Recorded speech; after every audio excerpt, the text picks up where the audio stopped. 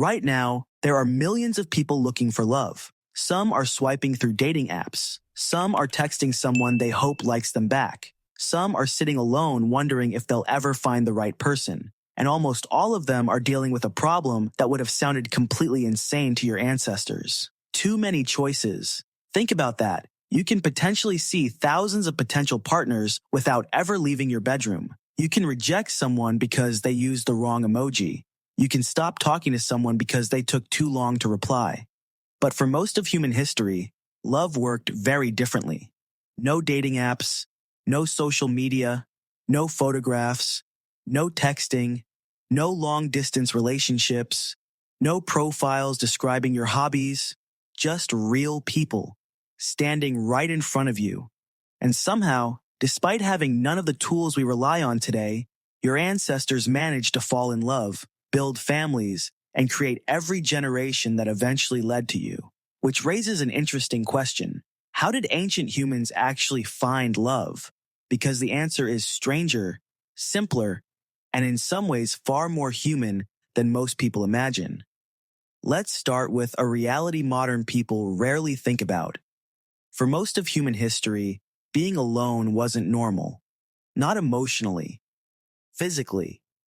You woke up surrounded by people. You ate with people. You traveled with people. You slept near people. Hunter-gatherer groups were usually small, often between 20 and 50 individuals. That doesn't sound like much, but it meant you spent your entire life around the same community.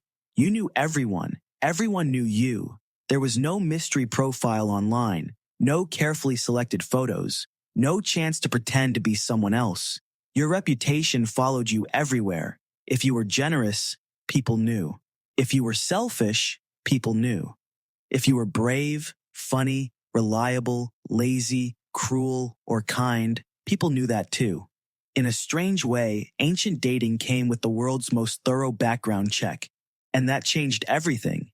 Today, attraction often begins with appearance. For ancient humans, attraction was heavily shaped by behavior, because behavior was impossible to hide. Imagine watching someone grow up for years, seeing how they treat children, seeing how they react when food is scarce, seeing whether they share, seeing whether they help injured people, seeing whether they stay calm during danger. Those things mattered. A lot. Because choosing the wrong partner wasn't just emotionally painful, it could be deadly. A reliable partner increased your chances of survival.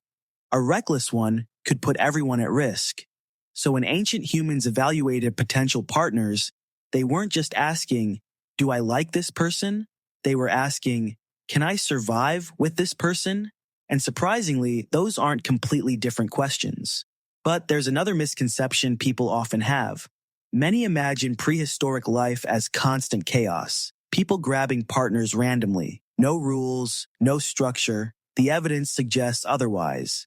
Anthropologists studying hunter-gatherer societies consistently find something interesting. Relationships are often surrounded by social expectations. Families get involved, friends pay attention, communities notice. Human beings are social animals, and social animals care deeply about relationships, even tens of thousands of years ago. Now here's where things get fascinating. Love itself might be much older than civilization, far older, possibly older than modern humans. Scientists believe pair bonding evolved hundreds of thousands, perhaps even millions of years ago. Why? Because human children are incredibly difficult to raise. A newborn deer can walk within hours. Human babies can't even hold their own heads up. They require years of protection, years of food, years of care. That creates a powerful evolutionary advantage. Two parents working together often produce better outcomes than one struggling alone. Over immense stretches of time, natural selection may have favored emotional systems that encourage long-term attachment.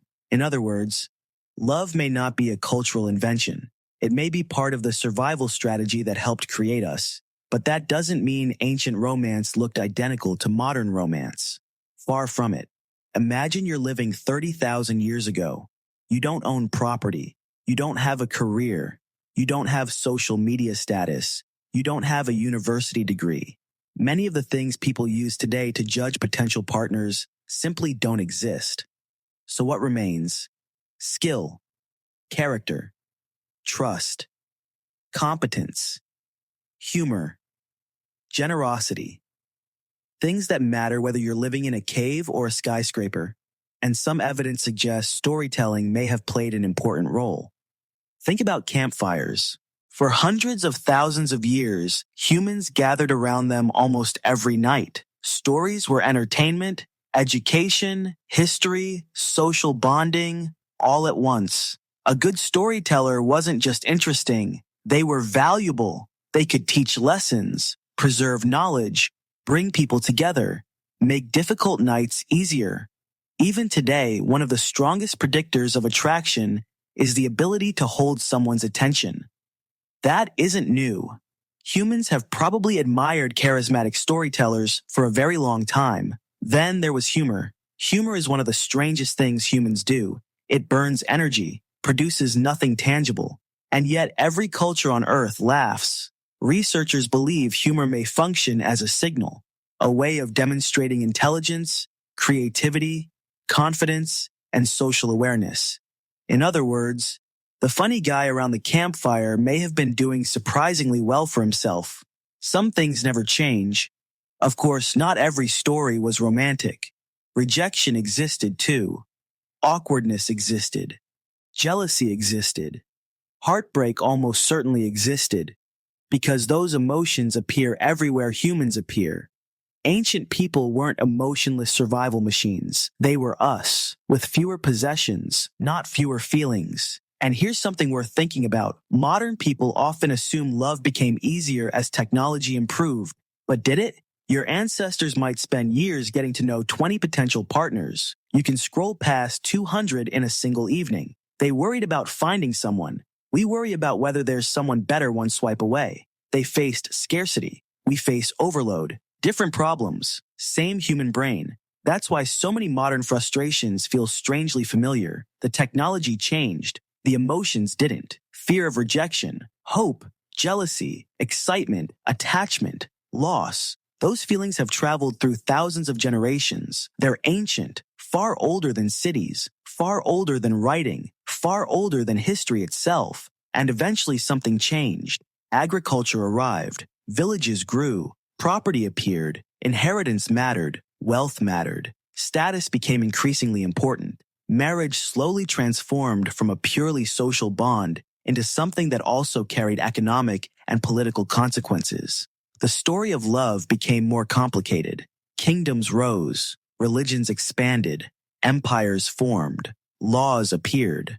But beneath all those changes, the older system never disappeared completely, because underneath every culture, there's still a human nervous system shaped by an ancient world. A world where trust mattered, a world where reputation mattered, a world where community mattered. And maybe that's the strangest part of all. When most people imagine human progress, they picture technology, cars, phones, satellites, artificial intelligence. But some of the most important parts of being human haven't changed much at all. People still want connection. People still want understanding. People still want someone who makes life feel a little less frightening. Your ancestors wanted that too. The hunter sitting beside a fire 40,000 years ago. The farmer walking through a field 5,000 years ago. The factory worker 200 years ago. And the person scrolling through their phone tonight. Different worlds, same species. Because when you strip away the technology, the buildings, the jobs, and the centuries, the search is still the same. Someone to trust. Someone to laugh with, someone to face the future beside. And maybe that's why love survives every era. Not because civilization created it, but because civilization was built by people already looking for it.